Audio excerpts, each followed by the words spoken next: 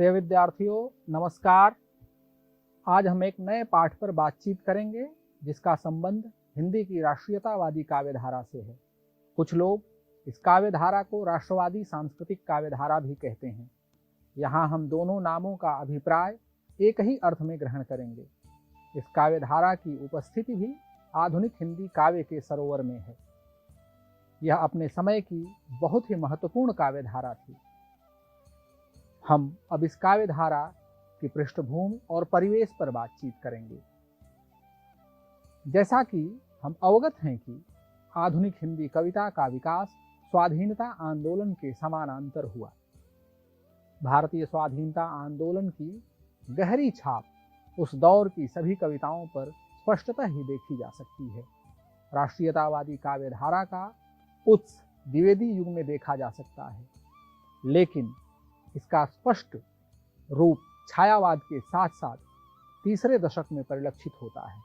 इसकी अनुगूंज स्वाधीनता प्राप्ति के कुछ उपरांत तक बनी हुई थी। आधुनिक काव्य में एक सुदीर्घ अवधि तक चलने वाली काव्यधारा रही है। यह काव्यधारा अपने आवेग में छायावाद, प्रगतिवाद या प्रयोगवाद जैसी भले ही प्रतीत न होती हो, लेकिन अपने प्रभाव और प्रासंगिकता में इनके समकक्ष है। जाहिर है कि स्वाधीनता आंदोलन एकायामी नहीं था। इसमें अलग अलग प्रवृत्तियों, विचारों, नीतियों और क्रियाकलापों का संचालन हो रहा था। ठीक इसी प्रकार हिंदी कविता में भी अलग अलग प्रवृत्तियां मौजूद थीं। राष्ट्रीयतावादी काव्यधारा भी स्वाधीनता आंदोलन की बहुआयामिता का एक आयाम है। स्वाधीनता संग्राम में गांधी, भगत सिंह, सुभाष चंद्र बोस, चंद्रशेखर आजाद, दादा भाई नौरोजी आदि नायक तो थे ही, किंतु इनके अतिरिक्त संपूर्ण भारत में स्थानीय स्तर पर अनेक ऐसे नायक थे जिन्होंने स्वाधीनता संग्राम को शीर्ष पर पहुंचाया। गजानन माधव मुक्तिबोध समग्र स्वाधीनता के परिवेश और भाव दशा का चित्र खींचते हुए लिखते हैं कि साम्राज्यवाद के अंतर्गत रहने वाले भारत में परिवर्तनों का तांता सा बन गया था। उन परिवर्तनों के आघात प्रत्याघात के कारण जीवन अपनी सारी कटुताओं के बावजूद अधिक भाव संपन्न, आदर्श संपन्न हो गया था। जनता के संघर्ष के कारण, उसकी अग्नि प्रोज्वल चेतना के कारण जो एक नवीन वातावरण तैयार हो गया था, उसने नवीन जीवन संबंधों को उभार कर एक स्थायी आवश्यकता की पूर्ति के रूप में आदर्शोज्वल बनाते हुए उन्हें दुर्निवार महत्व प्रदान किया था। भारतीय स्वाधीनता आंदोलन की चेतना से आप्लावित होकर जिन कवियों ने सीधे सीधे राष्ट्र प्रेम की कविताएं रची, ऐसे कवियों के समुच्चय ने ही राष्ट्रीय काव्यधारा के निर्माण की नींव रखी। राष्ट्रीयतावादी कविताएं अपने समय की राजनीतिक सामाजिक हलचलों की घोषणा पत्र हैं। इन कविताओं का सीधा लक्ष्य देश प्रेम और देश मुक्ति का था। साम्राज्यवादी शासन से कतिपय छूट और करुणा प्राप्त करने के स्थान पर सीधे सीधे स्वतंत्रता की मांग उठाना भी इस कालखंड की विशेषता है। भारतीय जनमानस में राजनीतिक चेतना को प्रचारित प्रसारित करने का एक सशक्त माध्यम भी इस युग की कविताएं बनी। इस समय कविता और राजनीति एक दूसरे से कंधे से कंधा मिलाकर चल रहे थे। इन सभी परिवर्तनों की ओर रेखांकित करते हुए आचार्य रामचंद्र शुक्ल हिंदी साहित्य का इतिहास में लिखते हैं कि तृतीय उत्थान में आकर परिस्थिति बहुत बदल गई। आंदोलनों ने सक्रिय रूप धारण किया और गांव-गांव राजनीतिक और आर्थिक परतंत्रता के विरोध की भावना जगाई गई। सरकार से कुछ मांगने के स्थान पर अब कवियों की वाणी देशवासियों को ही स्वतंत्रता देवी की वेदी पर बलिदान होने को प्रोत्साहित करने लगी। अब जो आंदोलन चले वे सामान्य जन समुदायों को भी साथ लेकर चले। इससे उनके भीतर अधिक आवेग और बल का संचार हुआ। इन कविताओं के केंद्र में व्यक्ति या कोई राजनीतिक वाद नहीं है। यदि कहीं पर कोई प्रस्फुटन होता भी है तो उसका तिरोहण देश में हो जाता है। इन कविताओं में देश प्रेम के लिए उठे सभी आंदोलनों के प्रति समान भाव है। क्रांतिकारी धारा या अहिंसक धारा के अनुयायी होने के बावजूद दूसरी धारा के प्रति कटुता या असम्मान का बोध नहीं है। इसका कारण यह है कि ये कवि स्वतंत्रता के समुद्र में सभी नदियों के आगमन के महत्व से भली भांति अवगत थे। यह सर्वस्वीकृत तथ्य है कि हम स्वाधीनता आंदोलन के नेताओं की नीति और कार्य पद्धति से असहमत हो सकते हैं, किंतु इन नेताओं की नीयत और देश प्रेम की भावना असंदिग्ध है। ऐसे ही राष्ट्रीयतावादी काव्यधारा के कवियों की वैचारिकता, भाषा शिल्प आदि पर आलोचनात्मक ढंग से विचार कर सकते हैं, किंतु उनकी काव्य भावना संदेह से परे है।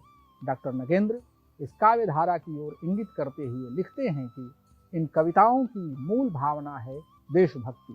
देशभक्ति में प्राधान्य तो निसंदेह उत्साह का ही है, परंतु उसमें राग का आधार भी वर्तमान है।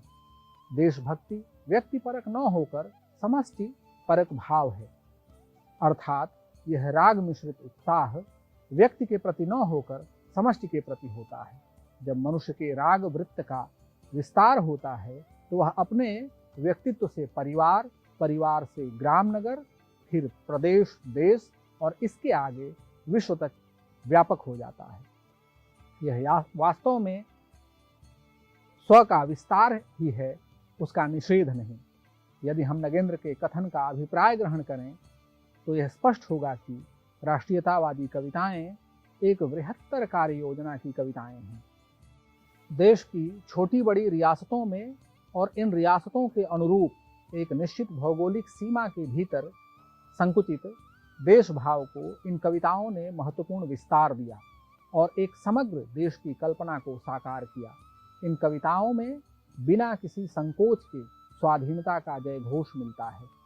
यहाँ यह उल्लेख करना आवश्यक है कि कविता केवल चित्त और चरित्र का परिष्कार नहीं करती, वरन एक सामूहिक कार्य योजना और समाज के भविष्य निर्माण के गुरुतर दायित्व का भी निर्वहन करती है।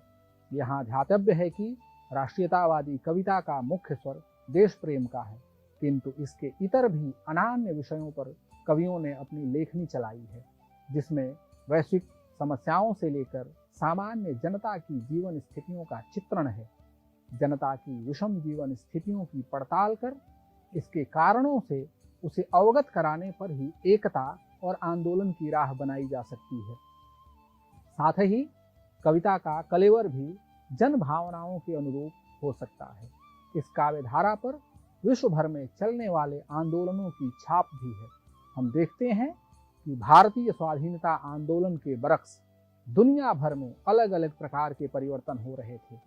रूस में घटित होने वाली बोल्शेविक क्रांति ने भारतीय मन में मुक्ति की कामना की आग को तीव्र किया और शोषण दमन के विरुद्ध जन जागरण की व्यापक चेतना का प्रसार किया, जिसे प्रत्यक्ष या अप्रत्यक्ष रूप से सबने स्वीकार किया है। इसी प्रकार विश्व युद्धों ने भी संवेदनशील मनुष्य को बारंबार विचार हेतु बाध्य किया।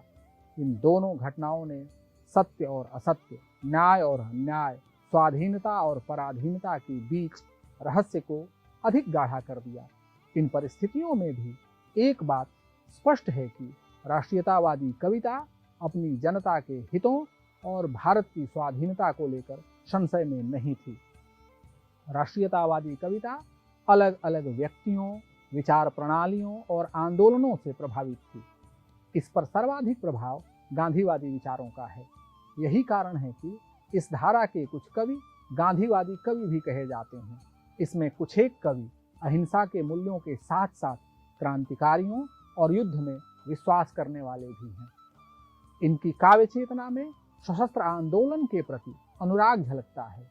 विद्यार्थियों, राष्ट्रीयतावादी कविता के पृष्ठभूमि और परिवेश के उपरांत इसके प्रमुख कवियों के बारे में अब हम जानकारी प्राप्त करेंगे। इसके पहले कवि हैं माखनलाल चतुर्वेदी। माखनलाल चतुर्वेदी का जन्म सन 1889 में मध्य प्रदेश के होशंगाबाद नामक जनपद में हुआ और इनकी मृत्यु 1968 ईस्वी में हुई।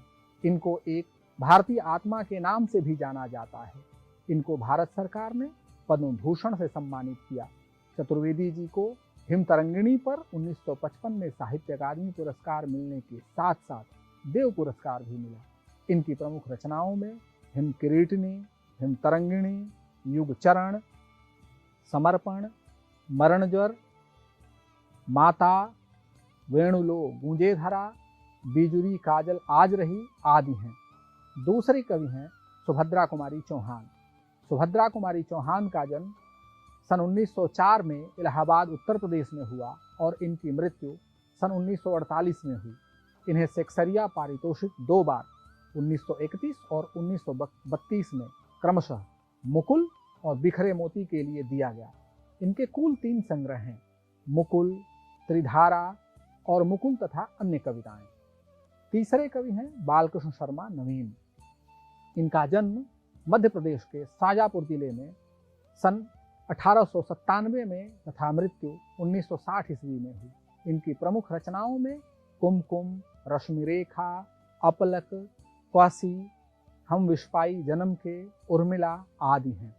चौथे कवि हैं नरेंद्र शर्मा। इनका जन्म 1913 ईस्वी में खुर्जा उत्तर प्रदेश में हुआ तथा इनकी मृत्यु 1989 ईस्वी में हुई। इनकी काव्य कृतियों में शूल फूल, कर्णफूल, प्रभात फेरी, प्रवासी के गीत, कामिनी, मिट्टी और फूल, पलाशवन, कदलीवन, हंस की माला, द्रौपदी आदि हैं। पांचवें कवि हैं सोहनलाल द्विवेदी। द्विवेदी जी का जन्म 1906 ईस्वी में उत्तर प्रदेश के फतेहपुर जिले में हुआ और इनकी मृत्यु 1988 ईस्वी में हुई। भारत सरकार ने 1969 ईस्वी में उन्हें पद्मश्री से सम्मानित किया। वे गांधीवाद से अत्यंत ही प्रभावित थे। इनकी प्रमुख रचनाओं में भैरवी, पूजा गीत, युगाधार, वासंती, विष्पान, चित्रा, सेवाग्राम, वासव दत्ता, गांध्यायन आदि हैं। छठवें कवि हैं रामधारी सिंह दिनकर। इनका जन्म बिहार के बेगूसराय जिले के सिमरिया नामक गांव में 1908 ईस्वी में हुआ तथा इनकी मृत्यु 1965 ईस्वी में हुई। इन्हें संस्कृति के 4 अध्याय पर साहित्य अकादमी पुरस्कार तथा उर्वशी के लिए ज्ञानपीठ पुरस्कार मिला था। भारत सरकार ने इन्हें पद्म विभूषण से सम्मानित किया।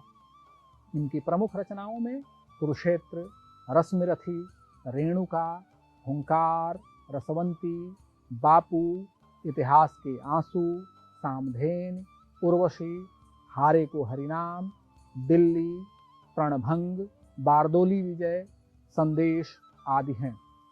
विद्यार्थियों, प्रमुख कवियों के परिचय के उपरांत अब हम राष्ट्रीयतावादी काव्यधारा की प्रवृत्तियों से अवगत होंगे।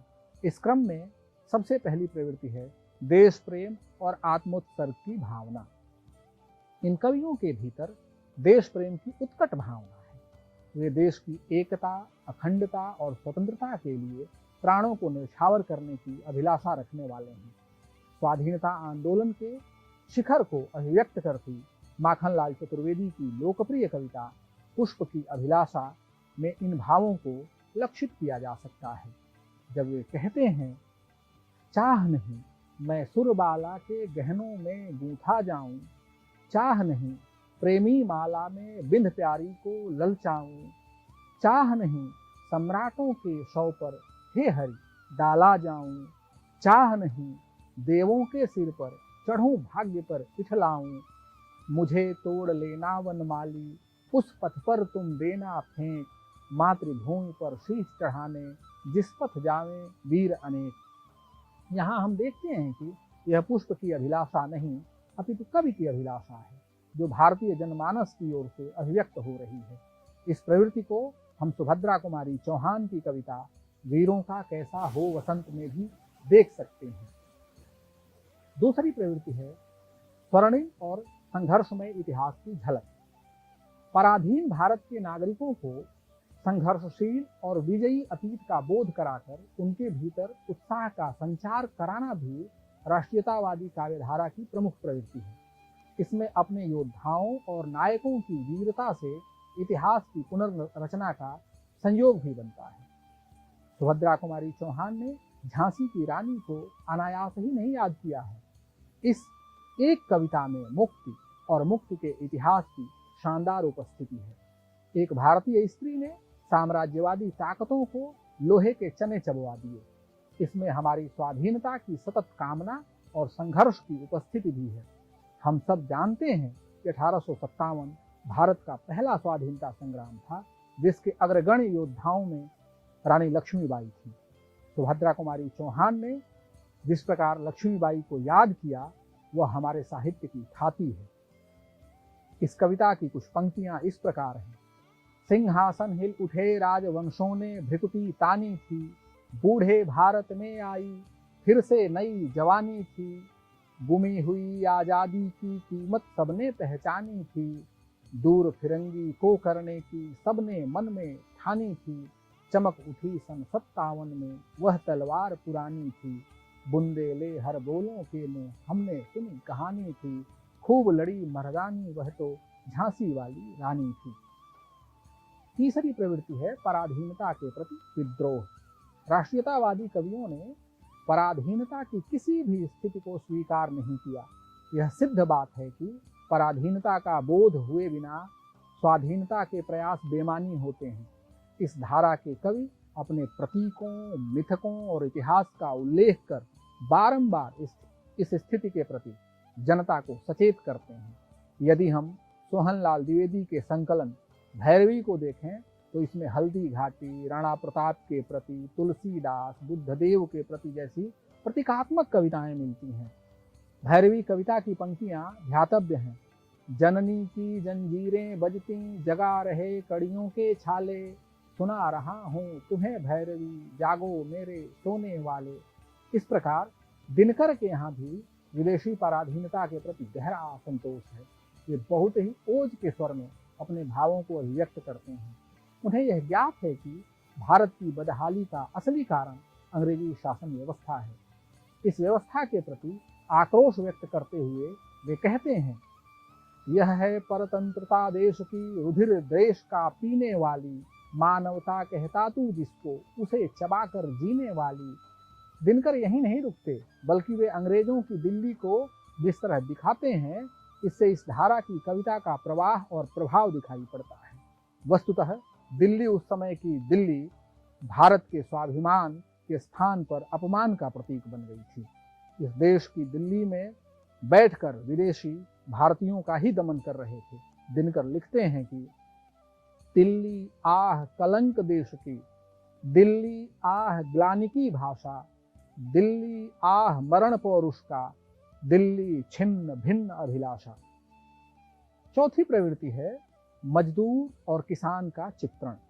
स्वाधीनता आंदोलन में व्यापक जनभागीदारी थी। इसमें मजदूर, किसान और वे तमाम लोग शामिल थे जिनका जीवन पराधीनता के कारण नरक बना हुआ था। किसानों को लेकर कवियों के भीतर एक विशेष प्रेम दिखाई पड़ता है। भारत की सामाजिक और आर्थिक व्यवस्था का अधिकांश भाग कृषि से ही जुड़ा था, जिसके कारण सर्वाधिक शोषण किसानों और कामगारों का ही होता था। आज़ादी की लड़ाई में किसानों की भूमिका सर्वाधिक थी, इसलिए साहित्य में इनकी उपस्थिति भी स्वाभाविक है। एक कविता को हम उदाहरण स्वरूप देखेंगे। तू मद वालों से भाग भाग सोए, किसान उठ जाग जाग, निष्ठुर शासन में लगा आग, गा महाक्रांति का अभय राग। पांचवी विशेषता है शोषण के विरुद्ध विद्रोह। राष्ट्रीयतावादी कवियों में साम्राज्यवाद के विरुद्ध जहां आक्रोश है, वहीं अपनी वंचित शोषित जनता के प्रति गहरा अनुराग है। वे पराधीनता के प्रत्येक स्तर को काट फेंकने के लिए व्यग्र हैं। दिनकर मनुष्यता की रक्षा के लिए दमन और शोषण को समाप्त करने की कामना करते हैं। जहां भी असमानता और अन्याय को देखते हैं, उनका स्वर तिक्त हो जाता है। मनुष्य मनुष्य में भेदकारी व्यवस्था के प्रतिकार दिनकर के इन शब्दों में मिलता है। श्वानों को मिलते दूध वस्त्र, भूखे बालक अकुलाते हैं, माँ की हड्डी से चिपक ठिठुर जाड़ों की रात बिताते हैं। युवती के लज्जा वसन बेच जब ब्याज चुकाए जाते हैं, मालिक जब तेल फुलेलों पर पानी सा द्रव्य बहाते हैं, पापी महलों का अंधकार देता मुझको तब आमंत्रण। ऐसी ही परिस्थितियों के बीच बालकृष्ण शर्मा नवीन ने विप्लव गान किया होगा। जीवन और समाज की प्रचंड कुरूपता ने कवि को विक्षोभित कर दिया और कवि कह पड़ा, कवि कुछ ऐसी तान सुनाओ जिससे उथल पुथल मच जाए। एक हिलोर इधर से आए, एक हिलोर उधर से आए, प्राणों के लाले पड़ जाएं, त्राहि त्राहि स्वर नभ में छाए। छठवीं विशेषता है गांधीवाद का प्रभाव। जैसा कि पहले चर्चा की जा चुकी है कि राष्ट्रीयतावादी काव्य धारा पर गांधीवाद का गहरा प्रभाव है। शायद ही ऐसा कोई कवि हो जिसने गांधी के ऊपर कविता न लिखी हो। सोहनलाल द्विवेदी जैसे कवि ने अपना सारा काव्य संसार ही गांधी के आसपास निर्मित किया। दिनकर जैसे वीर भाव के कवि ने भी बापू पर लिखा है। नरेंद्र शर्मा ने मोहनदास करमचंद गांधी शीर्षक से गांधी जी की जीवनी भी लिखी है। भला कोई इस कविता को कैसे भूल सकता है। चल पड़े जिधर दो डग मग में, चल पड़े कोटि पग उसी ओर, पड़ गई जिधर भी दृष्टि, गड़ गए कोटि दृग उसी ओर।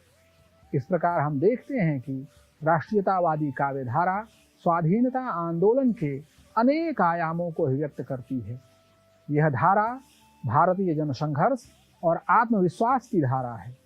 इस काव्यधारा में भारतीय की राष्ट्रीय चेतना पुनर्नवा होती है। आज हमने राष्ट्रीयतावादी काव्यधारा के विषय में जानकारी प्राप्त की। अगले पाठ में पुनः मिलते हैं। नमस्कार।